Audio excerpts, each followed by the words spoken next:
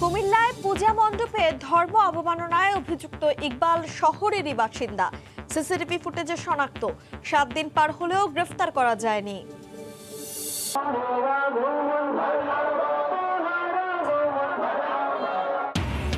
অসাম্প্রদায়িক বাংলাদেশ গড়ার প্রত্যয়ে ঈদে মিলাদুন্নবী উদযাপন। ইসলামিক আদর্শকে পুঁজি করে যেন কেউ সাম্প্রদায়িক সম্প্রীতি নষ্ট করতে না পারে, সতর্ক থাকার আহ্বান। চট্টগ্রামের বাঁশখালীতে বসত বাড়ির সীমানা নিয়ে বিরোধের জেরে সংঘর্ষে 2 চাচাতো ভাই নিহত। আটক বাবাকে ছাড়াতে থানার সামনে ফেসবুক লাইভে ছেলের বিষ পান।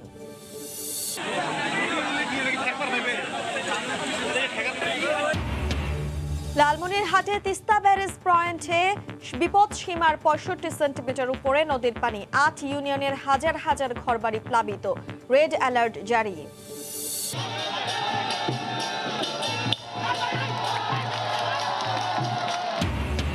প্রবারণা পূর্ণিমা উপলক্ষে দেশের বিভিন্ন স্থানে ফানুস উৎসব। নানা আচার অনুষ্ঠানে বৌদ্ধ ধর্মাবলম্বীদের উদযাপন। সম্প্রীতি বজায় থাকার প্রার্থনা।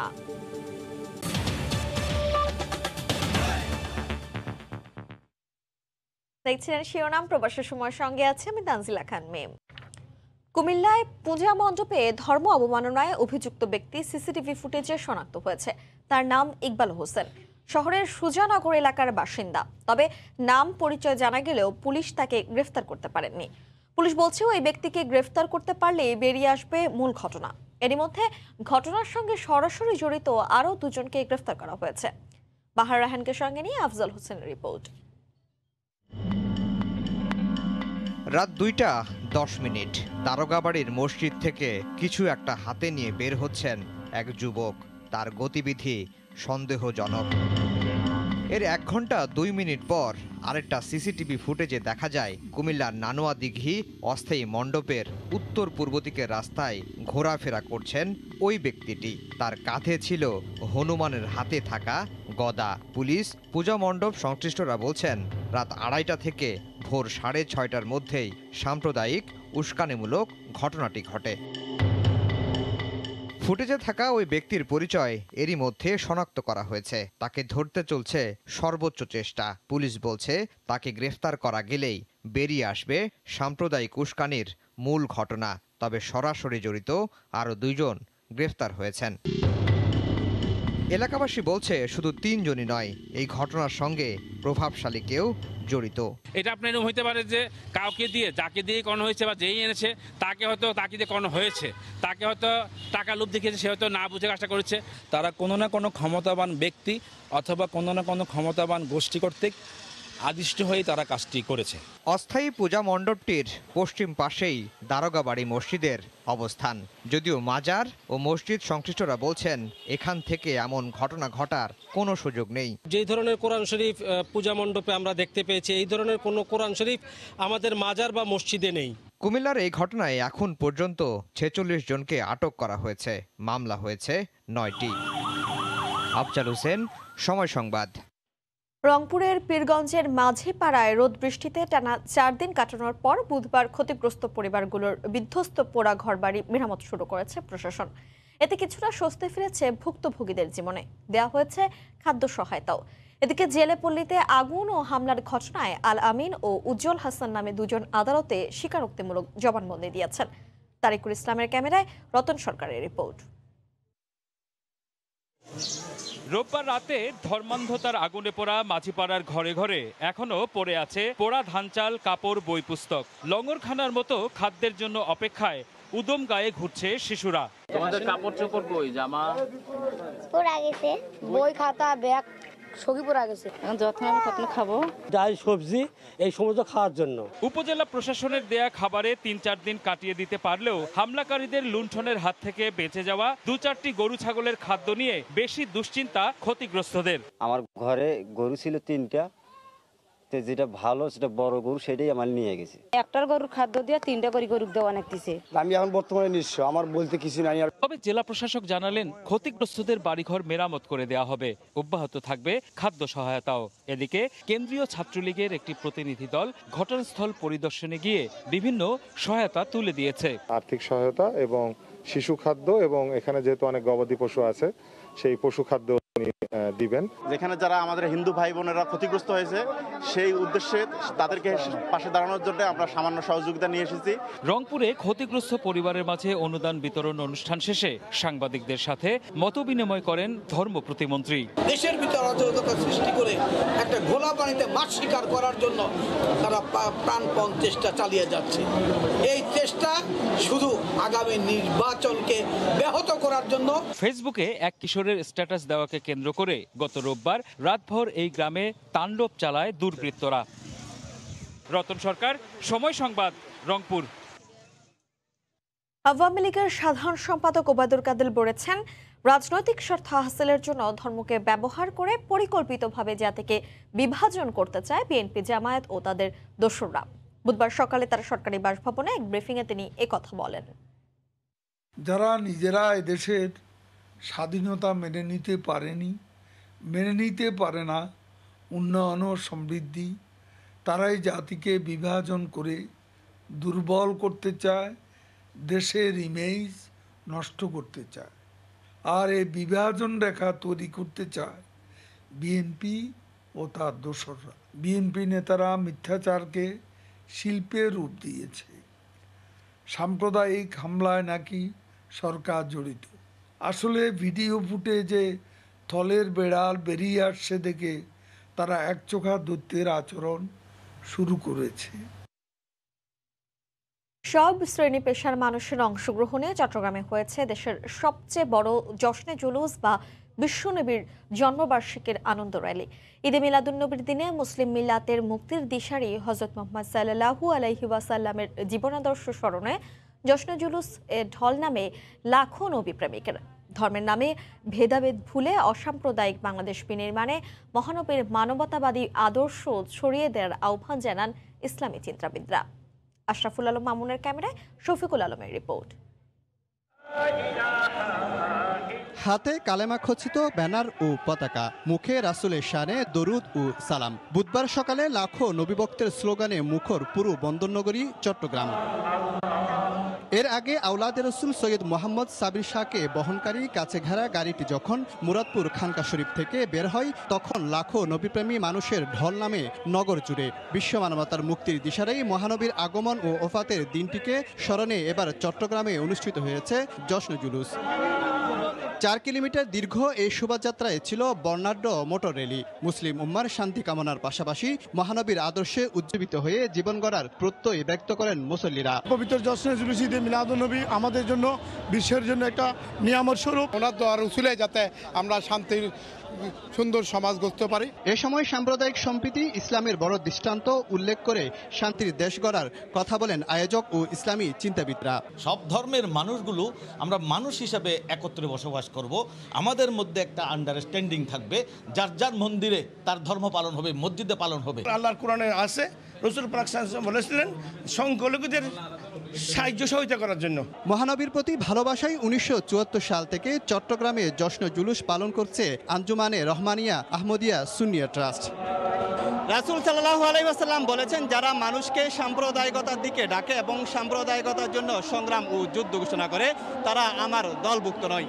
এই হাদিস থেকে শিক্ষা নিয়ে সম্প্রীতির বাংলাদেশ গড়ার কথা বলছেন ইসলামী চিন্তাবিদরা।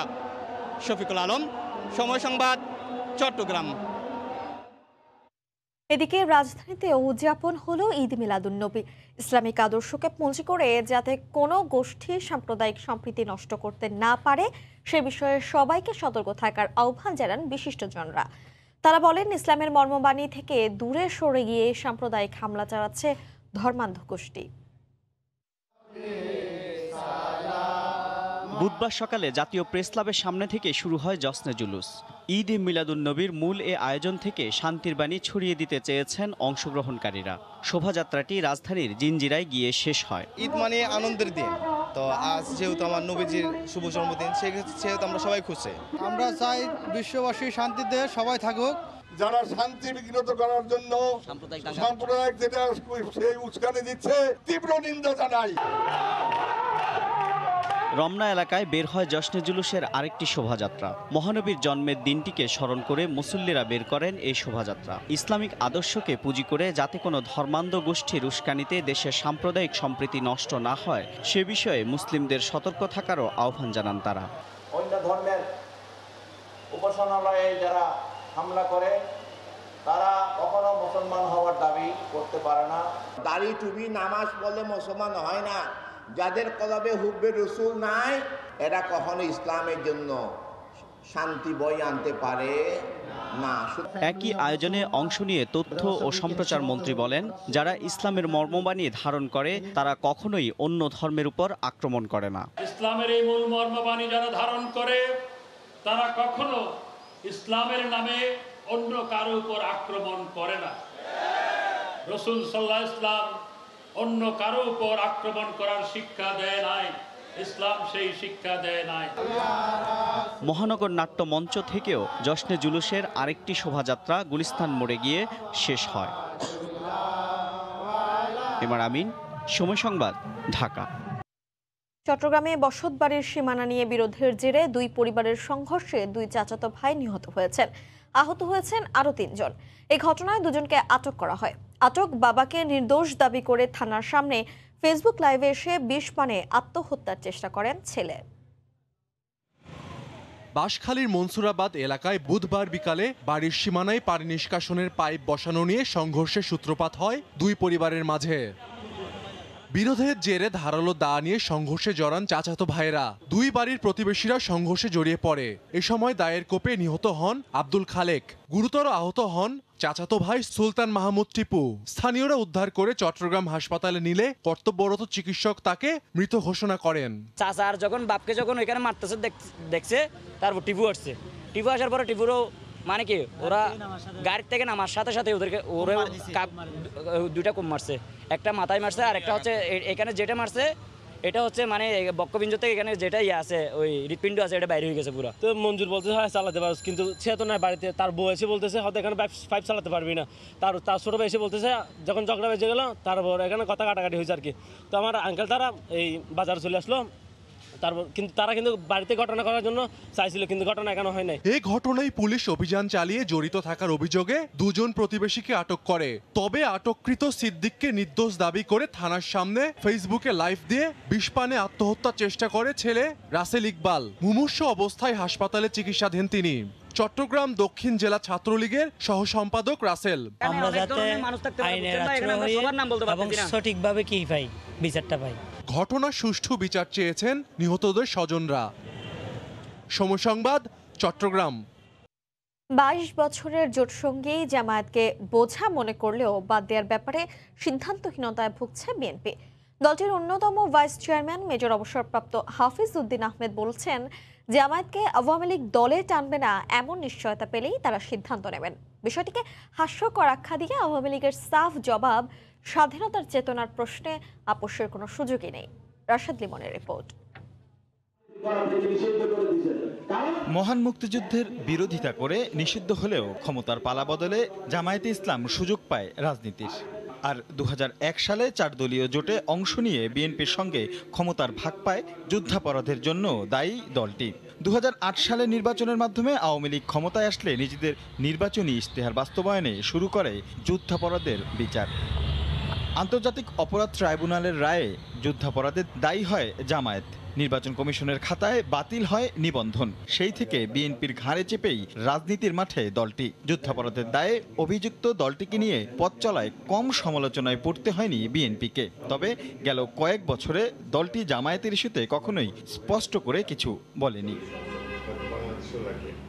বিএনপির এই শীর্ষ পর্যায়ের নেতা বলছেন, এই মুহূর্তে দলটি বিএনপির জন্য গুরুত্বপূর্ণ কোনো সহযোগী না মানলেও ছেড়ে দিলে রাজনীতির হিসেবটা কি হবে সেই শঙ্কা থেকেই সিদ্ধান্ত নিতে পারছেন না তারা। জামাত ইসলামে এমন কোনো শক্তিশালী দল না যে তারা বাংলাদেশের ভাগ্য নির্ধারণ করতে পারবে, তাদের এখনো সেই শক্তি নেই। বিএনপি যদি জামাতকে ত্যাগ করে দেখা যাবে যে মহানন্দে দুহাত বাড়িয়ে আওয়ামী লীগ তাদেরকে গ্রহণ করছে, সেটাও আমাদের জন্য অভিপ্রেত নয়। আওয়ামী লীগ যদি ক্লিয়ার কাট বলে যে আমরা জামাতকে সঙ্গে নেব না, তাহলে বিএনপিও এই বিষয়ে চিন্তা ভাবনা করবে। তবে এমন সম্ভাবনা উড়িয়ে দিয়ে আওয়ামী লীগ বলছে, স্বাধীনতার চেতনার প্রশ্নে আপোষ করবে না তারা। আওয়ামী লীগের সঙ্গে জামাতের কখনোই সম্পর্ক হওয়ার কোনো সুযোগ নেই। কোনো কালে আওয়ামী লীগের সঙ্গে জামাতের ইসলামের সম্পর্ক ছিল না। বিএনপিরা এই কথাটা বলে তাদের সঙ্গে যে জামাতের একটা সখ্যতা সেটাকে জায়েজ করার জন্য এই ধরনের কথা বলে। আওয়ামী লীগ যদি কখনো কারোর সাথে সখ্য করতে যায় নিশ্চয়ই যুদ্ধাপরাধীদের বিচার করতো না। এই বিচার করা এবং বিচার রায় কার্যকরের পদ্ধতিতে প্রমাণ করেছে যে আওয়ামী লীগের সঙ্গে কখনোই এই যুদ্ধ অপরাধী স্বাধীনতা বিরোধীদের কখনো সখ্যতা হতে পারে না। বিএনপি পাকিস্তানি দোসর জামায়াতকে ছাড়তে পারবে না বলেই এমন টালবাহানা করছে বলেও অভিযোগ আওয়ামী লীগের। রাশেদ লিমন, সময় সংবাদ, ঢাকা। এবার 18 বছরের বেশি সবাই নিতে পারবেন করোনার টিকা। নতুন করে আরেক দফা বয়সসীমা কমানোর ঘোষণা দিয়েছে স্বাস্থ্য অধিদপ্তর। স্বাস্থ্যমন্ত্রী বলছেন, হাতে পর্যাপ্ত টিকা থাকায় চলতি বছরের মধ্যেই অর্ধেক জনগোষ্ঠীকে টিকার আওতায় আনতে চায় সরকার। এদিকে SMS পাঠানোর পরও বুধবার ছুটির দিনে কার্যক্রম বন্ধ থাকায় কোনো কোনো কেন্দ্রে বিক্ষোভ করেন টিকা প্রত্যাশীরা। অ্যাস্ট্রাজেনেকা দিয়ে শুরু, এরপর এক একে দেশের মানুষ পাচ্ছেন সিনোফার্ম, ফাইজার, মডার্নার টিকা। দেশে এখন পর্যন্ত নিবন্ধনকারী 6 কোটি মানুষের মধ্যে ভ্যাকসিন পেয়ে গেছেন প্রায় 3 কোটি মানুষ। শুরুতে 45 করা হলেও টিকা প্রাপ্তির সাপেক্ষে কমেছে এই বয়সসীমা। বর্তমানে বিশ্ববিদ্যালয়ের শিক্ষার্থীদের জন্য বয়সসীমা কমানো হলেও সরকার বলছে 18 বছরের বেশি সব নাগরিকের জন্যই এবার টিকার ব্যবস্থা করা হবে। এজন্য সুরক্ষা অ্যাপে কোনো পরিবর্তন প্রয়োজন হলে তাও আনা হবে। টিকার কোনো অভাব হবে না, সকলকেই দেওয়া হবে। 18 বছরের উপরে যারা আছে, অ্যাপসের সমস্যা থাকলে এটা আমরা আইসিটির সাথে আলাপ করে সেই সমস্যার সমাধান করে দিব। এবং স্কুল ছাত্রী যারা আছেন 12 বছর থেকে 18 বছর 17 বছর তাদেরকেও টিকা দেওয়ার সিদ্ধান্ত হয়েছে মাননীয় প্রধানমন্ত্রীর নির্দেশনা। আমরা অতি তাড়াতাড়ি সেই কাজটিও শুরু করব। টিকা দিতে সরকারের বয়সসীমা কমানোর ফলে সুফল আসবে বলে মনে করছেন সাধারণ মানুষ। স্কুল কলেজ খুলে দিয়েছে, যদি তাদের আক্রান্ত হওয়ার রেটটা যদি ভ্যাকসিন নেওয়ার ফলে কমে যাবে। টিকাটা নেওয়ার পরে কিন্তু বাংলাদেশে যে ডেটের কথাটা হচ্ছে সবাই বলতেছে, এটা কিন্তু আসলেই হচ্ছে অনেকটা ফল করেছে। এদিকে ঈদে মিলাদুন্নবী উপলক্ষে সরকারি ছুটির দিন হলেও নিবন্ধিত ব্যক্তিদের টিকা নেওয়ার জন্য SMS পাঠানো হয়েছিল সোহরাওয়ার্দী মেডিকেল কলেজ কেন্দ্র থেকে। কেন্দ্রে এসে টিকা না পেয়ে ক্ষোভ জানান তারা। ইহসান জুয়েল, সময় সংবাদ, ঢাকা। অসময় বাড়ল তিস্তার পানির তোড়ে ভেঙে গেছে বন্যা বাইপাস সড়ক। ব্যারেজ পয়েন্টে পানি বিপদসীমার 65 সেন্টিমিটার উপর দিয়ে প্রবাহিত হচ্ছে। ব্যারেজ এলাকায় রেড অ্যালার্ট জারি করেছে স্থানীয় প্রশাসন। মোফাক্খারুল ইসলাম মজনু ও শাকির হোসেন বাদলের পাঠানো তথ্য ও ছবি নিয়ে রিপোর্ট।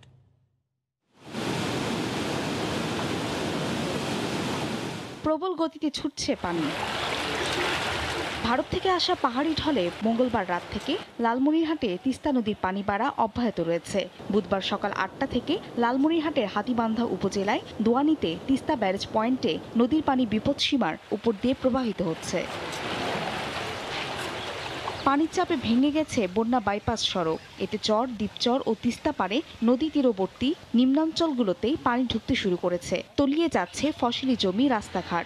রোপণকৃত ধান, আগাম, আলু ও শাকসবজি সহ বিভিন্ন ফসলের জমি প্লাবিত হওয়ায় দিশেহারা কৃষক। হঠাৎ করে পানিটা ফসল আগে আসি গেল, পানিটা বাড়ি ঘর উঠলে যাওয়া লাগছে, রাস্তাঘাট সব তলে যাওয়া লাগছে। সকাল 8টার হাতে পানি হঠাৎ করে মানে অনেক পানি আসি গেছে, বাড়ি ঘর তলে গেছে। আকস্মিক বন্যায় হাতীবান্ধা, কালীগঞ্জ, আদিতমারি ও লালমনি সদর উপজেলার 10টি ইউনিয়নের অন্তত 12,000 পরিবার বন্যার কবলে পড়েছে। ভেঙে যাওয়া বাঁধ দ্রুত মেরামতের চেষ্টা চলছে বলে জানিয়েছে স্থানীয় পানি উন্নয়ন বোর্ড। অতিরিক্ত পানিটা 3 পার প্রতিরোধ করতে, যেটা আমরা দ্রুত মেরামত করতেছি। উজান থেকে আসা পানির চাপ কমাতে খুলে দেওয়া হয়েছে তিস্তা ব্যারেজের 44টি গেটের সবগুলো। সময় সংবাদ, লালমনিরহাট। ব্রাহ্মণবাড়িয়ার সুলতানপুরে পূর্বশত্রুতার জেরে প্রতিপক্ষের ছুরিকাঘাতে এক যুবক নিহত হয়েছেন। এই ঘটনায় আহত হয়েছেন আরও 4 জন। বুধবার রাতে সুলতানপুর বহুমুখী উচ্চ বিদ্যালয়ের সামনে এই ঘটনা ঘটে। পুলিশ জানায়, মাসখানেক আগে তুচ্ছ ঘটনা নিয়ে শেখ আকাশের সঙ্গে একই এলাকার রিফাত মিয়ার বিরোধ হয়। পরে এ নিয়ে তাদের মধ্যে মারামারিও হয়। সেই ঘটনার জেরে বুধবার স্কুলের সামনে দিয়ে বাড়ি ফেরার পথে আকাশ ও তার বন্ধুদের এলোপাতাড়ি কুপিয়ে পালিয়ে যায় রিফাত ও তার সঙ্গীরা। এতে ঘটনাস্থলেই নিহত হন আকাশ। আহতদের উদ্ধার করে ব্রাহ্মণবাড়িয়া সদর হাসপাতালে ভর্তি করা হয়। হত্যায় জড়িতদের আইনের আওতায় আনার চেষ্টা চলছে বলে জানিয়েছেন পুলিশ। 5-7 জন বাইরিয়া ব্যানার দেয়া আপনার এলোপাতাড়ি গাড়ি শুরু করছে। এরপরে যে মাটিতে পড়ে গেছে আর চলে গেছে হসপিটাল লইছে খানা সাথে শুনছি মারা গেছে আমরা হসপিটালে আসলাম এখানে আমরা মৃত অবস্থায় পাই সে কারণে আসলে অ্যাকচুয়াল যে কারণ সেটা সুরতহাল বা অটোপসি করা বাদে আসলে এটা এখনো বলা যাচ্ছে না। তো এই ঘটনায় যে জড়িত আসামি রিফাত তাদেরই সমবয়সী এলাকার ছেলে, তার গ্রেপ্তারের জন্য আমাদের অভিযান চলতেছে। প্রথমে ছেলেকে হত্যার পর লাশ খালে ফেলে দেওয়া হয়। ছেলে হত্যার বিচার চাওয়ায় 9 মাসের মাথায় বৃদ্ধ পিতাকেও একই কায়দায় হত্যা করে দুর্বৃত্তরা। ঘটনা ধামাচাপা দিতে জোড়া খুনের দায় চাপানো হয় পাহাড়ি সন্ত্রাসীদের উপর। পিবিআইয়ের 18 ঘন্টার অভিযানে খাগড়াছড়ি ও চট্টগ্রামের ফটিকছড়ি থেকে হত্যার সঙ্গে জড়িত 3 জনকে আটকের পর বের হয়ে এলো পিতা পুত্রের খুনের রহস্য। সাক্ষাৎ টিপুর ক্যামেরায় বিস্তারিত জানাচ্ছেন কমল দে। কখনো গুড়ি গুড়ি আবার কখনো মুষলধারায় বৃষ্টি। এর মধ্যে মঙ্গলবার সকালে চট্টগ্রামের ফটিকছড়ির দুর্গম কাঞ্চননগর পাহাড়ি কাদামাটির পথে পায়ে হেঁটে সারাশি অভিযান শুরু করে পিবিআই কর্মকর্তারা। সন্ধ্যার মধ্যে একে একে গ্রেপ্তার হয় জোড়া খুনের ঘটনার মূল পরিকল্পনাকারী ফিরোজ সহ কিলিং মিশনের আরও 2 জন। আমরা 3 জন আসামিকে অ্যারেস্ট করি এবং তারা আমাদের কাছে স্বীকার করে এখানে তারা একটা জায়গা লিজ দিয়ে থাকে। এখানে প্রায় পাহাড়ের 9 একর জায়গা, এই জায়গার আধিপত্যকে কেন্দ্র করে তাকে হত্যা পরিকল্পনা করে। গত বছরের 28 সেপ্টেম্বর খাগড়াছড়ির লক্ষ্মীছড়ি এলাকার খামারে কাজ করতে গিয়ে নিখোঁজ হয় ফটিকছড়ির কাঞ্চননগর এলাকার বাসিন্দা ফকির আহমদ। পরদিন দুর্গম এই অঞ্চলের দুধদাছড়ি খাল থেকে গলাকাটা অবস্থায় ফকির আহমেদের মরদেহ উদ্ধার করা হয়।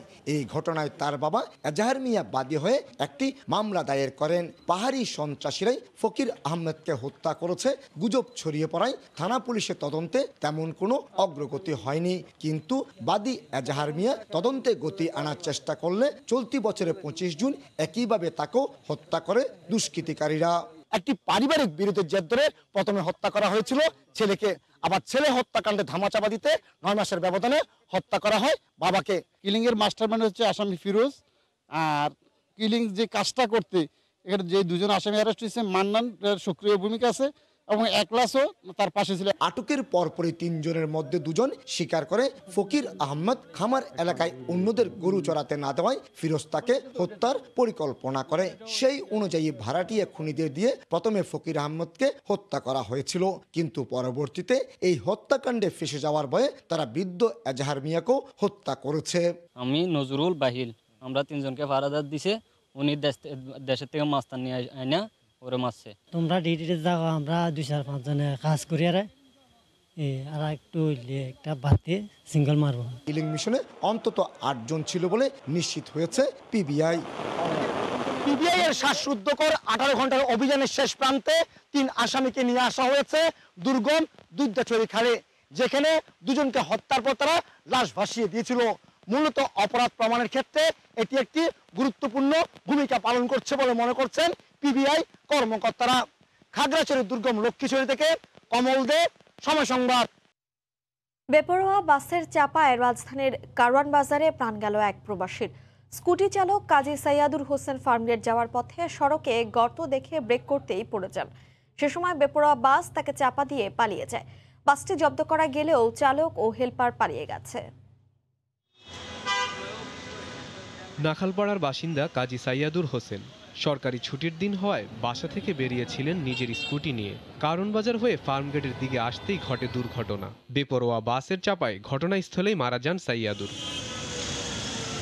প্রত্যক্ষদর্শীরা বলেন, চলমান উন্নয়নের কাজে সড়কে অসংখ্য খানাখন্দের সৃষ্টি হয়েছে, এতে প্রায়ই ঘটছে দুর্ঘটনা। সাইয়াদুরও গর্তে পড়ে গেলে ডান পাশে থাকা এয়ারপোর্ট টু ফুলবাড়িয়া রোডের 3 নম্বর বাসটি চাপা দেয় তাকে। স্কুটি যাইতে পারতেছে না, খাত সামনে খাত, ব্যারেক ধরছে, ব্যারেক ধরার পরে কাটতে পড়ে গেছে, পড়ে যাওয়ার পরে বাসের পিছনের চাকার তলে পড়ি একদম পাও থেকে আগা পর্যন্ত পড়ে গেছে। আমরা সামনে যাওয়ার পরে দেখছি বাসটা থামাইছে, থামানোর পরে বাসের লোকজন সবাই নেমে গেছে।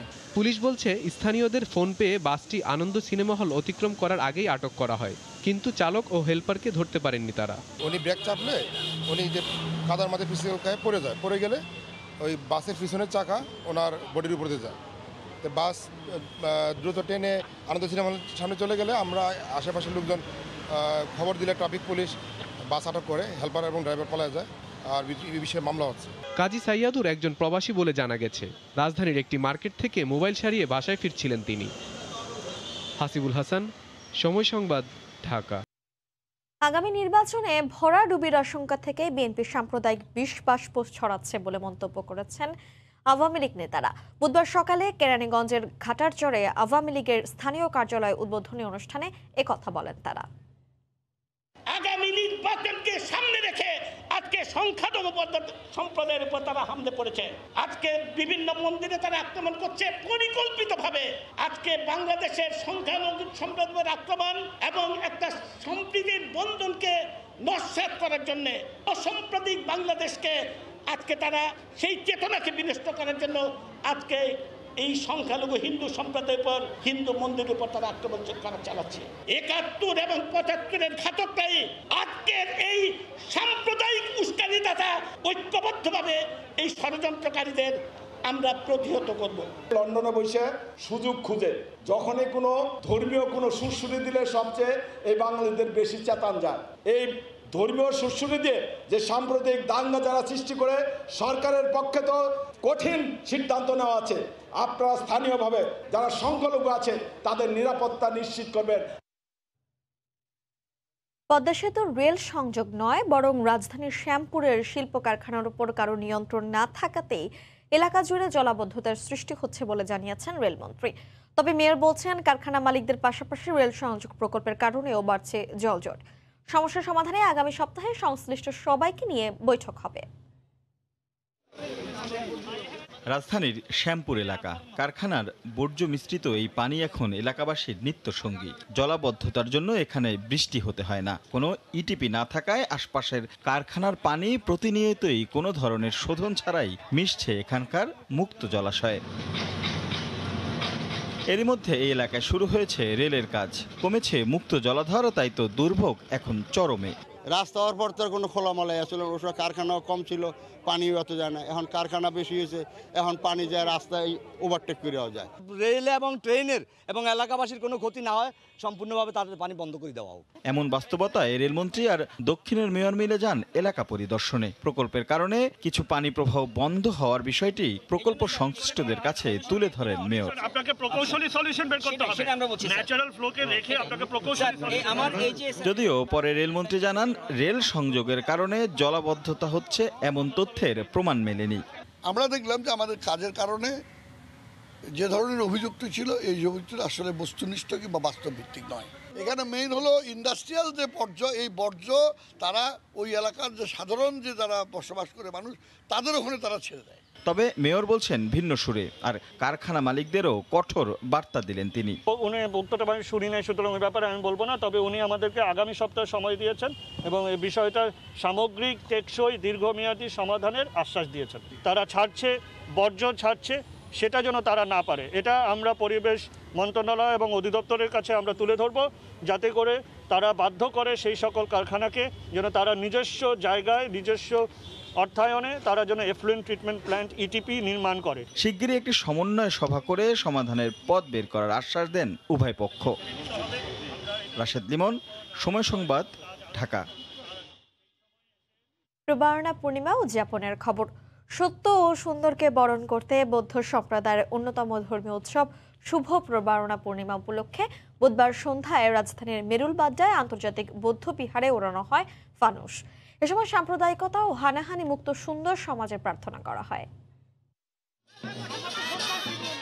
প্রবারণা পূর্ণিমার সন্ধ্যায় অসংখ্য ফানুসে ছেয়ে যায় রাজধানীর মেরুলবাড্ডার আকাশ। আন্তর্জাতিক বৌদ্ধবিহারে অসংখ্য মানুষের উপস্থিতিতে ওড়ানো হয় ফানুস। আত্মশুদ্ধি ও অশুভকে বর্জন করে সত্য ও সুন্দরের প্রার্থনায় দিনটি উদযাপন করেন বৌদ্ধ ধর্মাবলম্বীরা। এ সময় হানাহানি মুক্ত সম্প্রীতির বাংলাদেশ কামনা করেন পুণ্যার্থীরা। আমরা এই প্রবারণা পূর্ণিমায় প্রার্থনা করছি যাতে দেশের মঙ্গল হয়, আমাদের সকলের মঙ্গল হয়, দেশে যাতে শান্তি ফিরে আসে, সবার মধ্যে যাতে সম্প্রীতির বন্ধন থাকে, তাই প্রার্থনা করি প্রতিবারে। এবারেও এটাই করেছি। এর আগে প্রবারণা পূর্ণিমার আলোচনা অনুষ্ঠানে তথ্যমন্ত্রী বলেন, যারা সাম্প্রদায়িকতা উস্কে দিয়ে ফায়দা নিতে চায় তারাই সম্প্রীতি নষ্ট করার অপচেষ্টা চালিয়েছে। যারা বাংলাদেশটা চায় নাই 1971 সালে, যারা পাকিস্তান রাষ্ট্র ব্যবস্থায় চেয়েছিল, তাদের পরবর্তী প্রজন্ম এখনো রয়ে গেছে। সাম্প্রতিক ঘটনা প্রবাহ দুর্গাপূজাকে উপলক্ষ করে সেই সাম্প্রদায়িক অপশক্তির এই কাজ। আমাদের এই দেশে কেউ সংখ্যালঘু নয়, এই দেশ সবার, হিন্দু মুসলিম বৌদ্ধ খ্রিস্টান সবার। প্রবারণা পূর্ণিমার পরদিন থেকে পরবর্তী 1 মাস কার্তিকী পূর্ণিমা পর্যন্ত কঠিন চিবরদান সম্পন্ন হয়ে থাকে। প্রসূন আশিস, সময় সংবাদ, ঢাকা। রাজধানী ছাড়াও চট্টগ্রাম, বান্দরবান ও পটুয়াখালীর কুয়াকাটায় নানা আচার অনুষ্ঠানে দিনটি উদযাপন করেন বৌদ্ধ ধর্মাবলম্বীরা। সন্ধ্যায় ফানুস উৎসবে বুদ্ধ ভক্তরা ছাড়াও অংশ নেন পর্যটকরা। রিপোর্টার ও জেলা প্রতিনিধিদের পাঠানো তথ্য ছবি নিয়ে রিপোর্ট।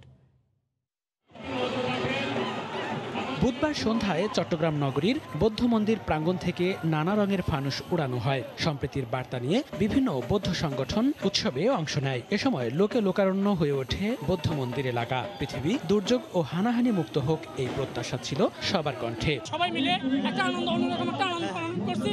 সাথে সাথে আজকে শত ঝড় বৃষ্টি উপেক্ষা করে আমরা ফানুস উৎসব করতে পারতেছি, এটা আমাদের মাঝে আর অনেক বড় পাওয়া। শান্তি, সম্প্রীতি, সৌহার্দ্য, ভ্রাতৃত্ব এবং মানবিকতার যে বাংলাদেশ, যে বাঙালি আমরা, সেটা আমরা সবাই মিলে প্রমাণ করার চেষ্টা করি। আমরা চাই বাংলাদেশ অসাম্প্রদায়িক দেশ, সকলে মিলেমিশে থেকে এই দেশকে আমরা সুন্দরভাবে বসবাস করব, সবাই উত্তরণের পথে এগিয়ে যাব। পার্বত্য জেলা বান্দরবানে বৌদ্ধ ধর্মাবলম্বীদের প্রবারণা উপলক্ষে প্রতিটি বিহার, মারমাপল্লীগুলোতে দিনব্যাপী বিরাজ করে উৎসব মুখর পরিবেশ। সন্ধ্যায় বিহারে 1000 প্রদীপ জ্বালিয়ে ফানুস উৎসব করা হয়। শুধু বৌদ্ধ ধর্মাবলম্বীরাই নয়, ফানুস উড়ানোর এই উৎসবে অংশ নেন বিভিন্ন জেলা থেকে আগত পর্যটকরাও। পাহাড়ি বাঙালি সবার অংশগ্রহণে মারমাদের এই প্রবারণা উৎসব পরিণত হয় সম্প্রীতির মিলন মেলায়। 1000 বাতি জ্বালিয়েছি এবং ফানুস উড়িয়ে আমরা বন্দনা করেছি। সবাই আমার এই ফানুস উৎসবে অনেক ভালো লাগছে। আমি বাঙালি, তারপরও এই উৎসবে এসে এদের সাথে একসাথে ফানুস উড়াতে পারছি, এটা ভীষণ ভালো লাগছে। কুয়াকাটার আকাশেও 1/2 ফানুস ওড়ানো হয়। এছাড়া পটুয়াখালীর মহিপুরের আমখোলাপাড়া, মিস্ত্রিপাড়া, কালাচানপাড়া ও নড়াপাড়া সহ জেলার রাখাইন পাড়াগুলোতে ফানুস উৎসবে মেতে ওঠে সব ধর্মের মানুষ। মনিরুজ্জামান প্রান্ত, সময় সংবাদ। তৃতীয়বারের মতো বাংলাদেশে শুরু হয়েছে আন্তর্জাতিক বিজ্ঞান চলচ্চিত্র উৎসব। 122টি চলচ্চিত্র দিয়ে সাজানো হয়েছে এবারের আসর। বুধবার বিকেলে রাজধানীর গেটে ইনস্টিটিউটে উদ্বোধনী অনুষ্ঠানে আয়োজকরা বলেন, শিশুদের বিজ্ঞান মনস্ক করে গড়ে তুলতেই এই উৎসবের আয়োজন। মহামারীর সময়ে থমকে ছিল পুরো পৃথিবী। নিয়মিত অনেক আয়োজনই ছিল বন্ধ। তবে আশার কথা, নতুনভাবে আস্তে আস্তে শুরু হচ্ছে সবকিছুই। এরই ধারাবাহিকতায় এবার বাংলাদেশে তৃতীয়বারের মতো হচ্ছে আন্তর্জাতিক বিজ্ঞান চলচ্চিত্র উৎসব। এই উৎসবে দেখানো হবে 122টি চলচ্চিত্র। দৈনন্দিন জীবনকে সহজ করতে বিজ্ঞান চর্চা কিভাবে কাজে লাগে তাই জানা যাবে এই উৎসব থেকে। বুধবার বিকালে ধানমন্ডির গ্যাটে ইনস্টিটিউটে আয়োজকরাও তাই জানালেন। আমরা এই ফিল্ম ফেস্টিভ্যালটার আয়োজন করেছি আমাদের বাংলাদেশের যারা বাচ্চারা, শিশুরা, প্লাস প্রাইমারি লেভেল থেকে শুরু করে, আর্লি লেভেল থেকে শুরু করে একদম ইউনিভার্সিটি লেভেল পর্যন্ত, তাদের মধ্যে আমাদের সায়েন্স রিলেটেড যে ফিল্মগুলো খুব মজার ওয়েতে, খুব মজা করে দেখা যায় এবং মজার কিছু এক্সপেরিমেন্ট করা যায়, সেই জিনিসটাকে প্রেজেন্ট করছি এই ফেস্টিভ্যালের মাধ্যমে এবং তাদেরকে বেসিক্যালি এনকারেজ করার জন্য যে সায়েন্স ক্যান বি ফান। অক্টোবরের 1 তারিখ থেকে ডিসেম্বরের 20 তারিখ পর্যন্ত অনলাইন সহ বিভিন্ন মাধ্যমে বাংলাদেশের বিভিন্ন স্থানে প্রদর্শিত হবে চলচ্চিত্রগুলো। আমাদের ফেস্টিভ্যালে আছে কয়েকটা ওয়ার্কশপ টিচারদের জন্য, তারপরেও এক্সপেরিমেন্টস আছে সায়েন্স ফিল্ম উপরে স্টুডেন্টসের জন্য। বয়স এবং শিক্ষাগত যোগ্যতা অনুযায়ী 4টি শ্রেণীতে আগ্রহী শিক্ষার্থীদের দেখানো হবে ফিল্মগুলো। পরবর্তীতে এই ফিল্মের উপর কুইজও দেয়া হবে পুরস্কারও। মূল আরেকটা টার্গেট হলো আমাদের কোভিড সিচুয়েশন। সো কোভিডের উপর বেস করে আমরা চাচ্ছি তাদের বেটার হেলথ, বেটার ওয়েলবিংয়ের জন্য আমরা যেন কিছু ইনফরমেশন প্রোভাইড করতে পারি। এবারের উৎসবের প্রতিপাদ্য good health and wellbeing. Nabila Sohar, সময় সংবাদ, ঢাকা। যুক্তরাজ্যের বিশ্ববিদ্যালয়গুলোর বিরুদ্ধে উঠে এসেছে গুরুতর অভিযোগ। সেখানে প্রতিনিয়ত এই যৌন হয়রানি হয় বলে কাতার ভিত্তিক গণমাধ্যম আল জাজিরার অনুসন্ধানী প্রতিবেদনে দাবি করা হয়েছে। এসব বিশ্ববিদ্যালয়ের মধ্যে রয়েছে অক্সফোর্ড, ক্যামব্রিজ, গ্লাসগো ও ওয়ারউইক। উচ্চশিক্ষার জন্য যুক্তরাজ্য বিশ্বের সেরা স্থানগুলোর একটি। এখানে পড়াশোনা সৌভাগ্যের বিষয়, তবে এখানে পড়তে এসে হতে হয়েছে যৌন হয়রানির শিকার। এমন তথ্যই বেরিয়ে এসেছে আল জাজিরার বিশেষ অনুসন্ধানে। আল জাজিরা বলছে, যুক্তরাজ্যের খ্যাতনামা বিশ্ববিদ্যালয়গুলো তাদের ক্যাম্পাসে বিভিন্ন সময় ওঠা যৌন হয়রানির বিষয়গুলো যথাযথভাবে নিষ্পত্তি করেনি। প্রতিবেদন অনুযায়ী দোষী ব্যক্তিকে সাজা দেওয়ার পরিবর্তে অভিযোগগুলো খারিজ করায় বিশ্ববিদ্যালয় কর্তৃপক্ষ বেশি তৎপরতা দেখিয়েছে। এসব বিশ্ববিদ্যালয়গুলোর মধ্যে রয়েছে অক্সফোর্ড, ক্যামব্রিজ, গ্লাসগো এবং ওয়ারউইক। আল জাজিরা তাদের ডিগ্রিজ অব অ্যাবিউজ শীর্ষক অনুসন্ধানী প্রতিবেদনটি মঙ্গলবার প্রকাশ করে। 2 বছর ধরে এ অনুসন্ধান চালানো হয়। এসব বিশ্ববিদ্যালয়ে বিভিন্ন সময়ে ওঠা যৌন হয়রানি সংক্রান্ত অনেক তথ্য পেয়েছে। কোনো বিশ্ববিদ্যালয় তাদের নারী শিক্ষার্থীকে যৌন হয়রানি থেকে সুরক্ষা দিতে ব্যর্থ হয়েছে বলে দেখা গেছে। আল জাজিরার অনুসন্ধানী দল অক্সফোর্ড বিশ্ববিদ্যালয়ের 2 জন শিক্ষককে চিহ্নিত করেছে। এই 2 শিক্ষক নিজেদের পদ ও ক্ষমতা ব্যবহার করে একাধিক শিক্ষার্থীকে যৌন হয়রানি করেন বলে প্রাক্তন বেশ কয়েকজন শিক্ষার্থী অভিযোগ করেছেন। এই প্রতিবেদনটি প্রকাশের পর বিশ্বব্যাপী শুরু হয়েছে আলোচনা সমালোচনা। সৈয়দ ইফতেখার, সময় সংবাদ। ওয়েজ আর্নার ডেভেলপমেন্ট প্রবাসী বন্ডের মুনাফার হার কমিয়ে দেয় এবং 1 কোটি টাকার বেশি বন্ড কেনা যাবে না এমন সিদ্ধান্তে হতাশ প্রবাসী বাংলাদেশিরা। বন্ড বিনিয়োগের সীমা নির্ধারণ করে দেওয়ার কারণে রেমিটেন্স প্রবাহ কমে যাওয়ার আশঙ্কা এক্সচেঞ্জ হাউসের কর্মকর্তাদের। কাতার প্রতিনিধি আনোয়ার হোসেন মামুনের তথ্য, ছবি নিয়ে রিপোর্ট। প্রবাসীদের কঠোর পরিশ্রমের মাধ্যমে অর্জিত বৈদেশিক মুদ্রা দেশের অর্থনীতির উন্নয়নে বিরাট ভূমিকা রাখছে। 1990 সালে প্রবাসীদের জন্য চালু করা হয় ওয়েজ অনার কল্যাণ বোর্ডের ওয়েজ অনার ডেভেলপমেন্ট প্রবাসী বন্ড। তবে কিছুদিন আগে বাংলাদেশ সরকার প্রবাসী বন্ডের বিনিয়োগের মুনাফার হার কমিয়ে দেওয়ার পাশাপাশি 1 কোটি টাকার বেশি বন্ড কেনা যাবে না এবং 1 কোটি টাকার বেশি বন্ড আগের কেনা থাকলে রিনিউ হবে এমন সিদ্ধান্ত নিয়েছে। সরকারের এমন সিদ্ধান্তে হতাশ প্রবাসী বাংলাদেশিরা। এই সিদ্ধান্ত প্রত্যাহারের আহ্বান জানান তারা। প্রধানমন্ত্রীর কাছে বলতে চাই যে আপনি এই বিষয়টা একটু দেখেন, আমাদের যারা বন্ডের কাস্টমার আছে তারা জানে এই জিনিসটা বন্ডটা রিনিউ করতে পারে। প্রবাসী বন্ডের ওপর বাংলাদেশ সরকার 1 কোটি টাকার লিমিট করে দেওয়ার কারণে কাতার থেকে রেমিটেন্স প্রবাহ কমে গেছে বলে জানালেন এই এক্সচেঞ্জ হাউস কর্মকর্তা। লিমিটটা উঠাই দিয়ে 1 কোটি যেন না রাখে, প্রয়োজনে এটার ইন্টারেস্ট রেট যেটা করেছে যে ডাবল ডিজিট থেকে সিঙ্গেল ডিজিট করুক, সেটাও কিন্তু ভালো হবে, তবে কোনো লিমিট থাকা উচিত হবে না বলে আমরা মনে করি। বাংলাদেশ থেকে বিশ্বের বিভিন্ন দেশে জনশক্তি রফতানি শুরু হয় স্বাধীনতার পর থেকে। বর্তমানে বিশ্বের বিভিন্ন দেশে 1 কোটির বেশি প্রবাসী বাংলাদেশি জীবিকার প্রয়োজনে কর্মরত আছেন। সময় সংবাদ, কাতার। পবিত্র ঈদে মিলাদুন্নবী উপলক্ষে ইতালিতে অনুষ্ঠিত হলো শিশুদের কোরআন তিলাওয়াত, গজল, হামদ ও নাত প্রতিযোগিতা। নতুন প্রজন্মের শিশুদের মধ্যে ইসলামী মূল্যবোধ ও রাসূল সাল্লাল্লাহু আলাইহি ওয়াসাল্লামের জীবনাদর্শকে ছড়িয়ে দিতে এমন আয়োজন করেন ভেনিসের বাংলাদেশি পরিচালিত সব মসজিদের ইমাম ও বিভিন্ন কমিটির সদস্যরা। ইতালির ভেনিস থেকে মাকসুদ রহমানের তথ্য ও ছবিতে রিপোর্ট। পবিত্র ঈদে মিলাদুন্নবী উপলক্ষে ইতালির ভেনিসের মসজিদগুলোতে ছিল নানা আয়োজন। শিশুদের মধ্যে ইসলামী চেতনা বিকাশে এমন আয়োজন করা হয়। সবচেয়ে বড় কথা, এই মারঘেরা মসজিদ কমিটির পক্ষ থেকে এবং সম্মানিত ব্যক্তিবর্গের পক্ষ থেকে এমন একটা অনুষ্ঠানের আয়োজন করা আমাদের দরকার ছিল। স্থানীয় সময় মঙ্গলবার সকাল 9টা থেকে দুপুর পর্যন্ত চলে এই আয়োজন। পবিত্র কোরআন তেলাওয়াত, হামদ, নাত প্রতিযোগিতায় অংশ নেয় 1.5 শতাধিক শিশু শিক্ষার্থী। বিকেলে আলোচনা সভায় বিভিন্ন ধর্মীয় শিক্ষা ও নবী করিম হযরত মুহাম্মদ সাল্লাল্লাহু আলাইহি সাল্লামের জীবন ও তার আদর্শ নিয়ে আলোচনা করা হয়। বক্তারা এই সময় ধর্মান্ধতা পরিহার করে প্রকৃত ইসলামের পথে চলার আহ্বান জানান। সময় সংবাদ, ইতালি।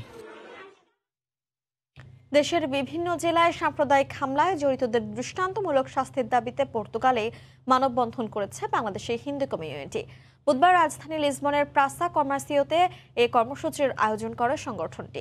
দেশের বিভিন্ন স্থানে সাম্প্রদায়িক অপশক্তির এমন উত্থান কোনোভাবেই গ্রহণযোগ্য নয় উল্লেখ করে ঘটনায় প্রকৃত অপরাধীদের দ্রুত খুঁজে বের করে দৃষ্টান্তমূলক শাস্তির দাবি জানান তারা। এছাড়া সাম্প্রদায়িক সম্প্রীতি রক্ষায় দৃশ্যমান পদক্ষেপ নেওয়ার আহ্বান জানান মানববন্ধনে অংশগ্রহণকারীরা।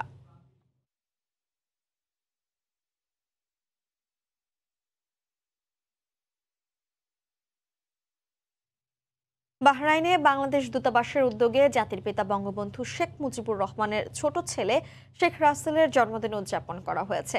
নানা আয়োজনে পালন করা হয় শেখ রাসেল দিবস। দূতাবাসের কাউন্সিলর ও দূতালয় প্রধান মোহাম্মদ রবিউল ইসলামের সঞ্চালনায় দিবসটির আলোচনা সভায় সভাপতিত্ব করেন রাষ্ট্রদূত ডক্টর মোহাম্মদ নজরুল ইসলাম। এই সময় রাষ্ট্রপতি ও প্রধানমন্ত্রীর বাণী পাঠ করে শোনান দূতালয় প্রধান রবিউল ইসলাম ও প্রথম সেক্রেটারি হারুনুর রশিদ। আলোচনা অনুষ্ঠানের শুরুতে রাষ্ট্রদূত ডক্টর মোহাম্মদ নজরুল ইসলাম শেখ রাসেলের প্রতিকৃতিতে ফুল দিয়ে শ্রদ্ধা জানায়।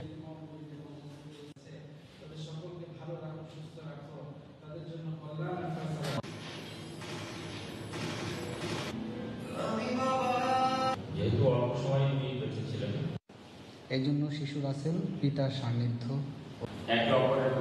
প্রথম পর্বের বাধা টপকে বিশ্বকাপের দ্বিতীয় রাউন্ড নিশ্চিত করার ম্যাচে বৃহস্পতিবার পাপুয়া নিউ গিনির মুখোমুখি হবে বাংলাদেশ। দলের পারফরম্যান্স নিয়ে ব্যাটিং কোচ কিছুটা হতাশ হলেও শেষ ম্যাচে সবকিছু ঠিকঠাক করে জয় তুলে নেবে বাংলাদেশ, এমন প্রত্যাশা অ্যাশওয়েল প্রিন্সের। আর পিএনজির চাওয়া আপসেটের জন্ম দিয়ে নতুন ইতিহাস গড়া। বাংলাদেশ সময় বিকেল 4টায় শুরু হবে ম্যাচ। মাসকাট থেকে সাজিদ মুস্তাহিদের রিপোর্ট। ওমান বাধা পার হয়েছে, কিন্তু এখনও অনিশ্চয়তা কাটেনি। দ্বিতীয় রাউন্ডে যেতে বাংলাদেশকে শেষ ম্যাচে জিততেই হবে, মেলাতে হবে কিছু সমীকরণও।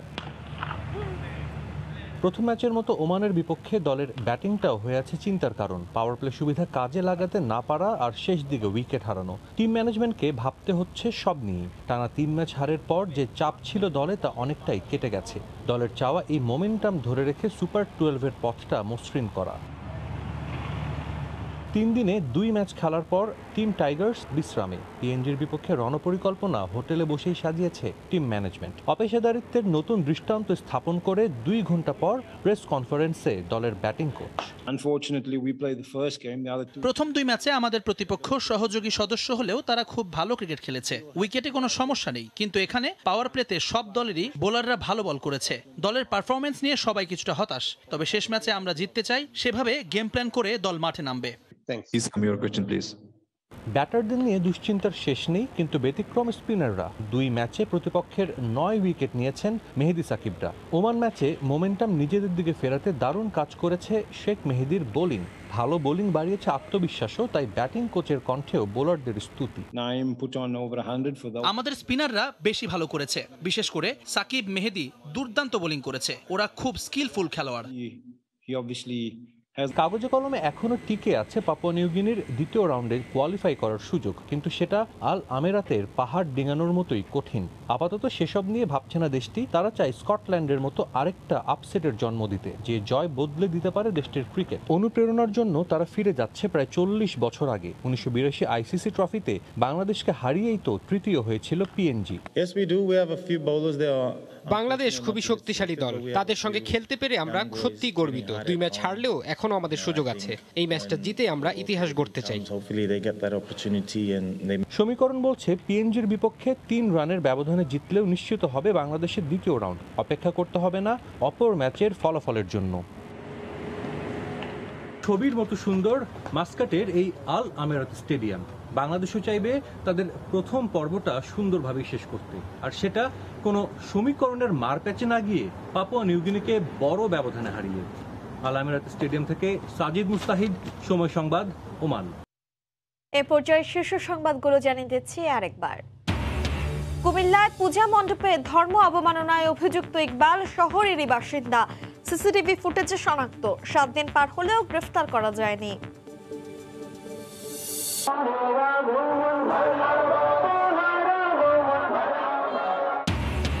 অসাম্প্রদায়িক বাংলাদেশ গড়ার প্রত্যয়ে ঈদে মিলাদুন্নবী উদযাপন।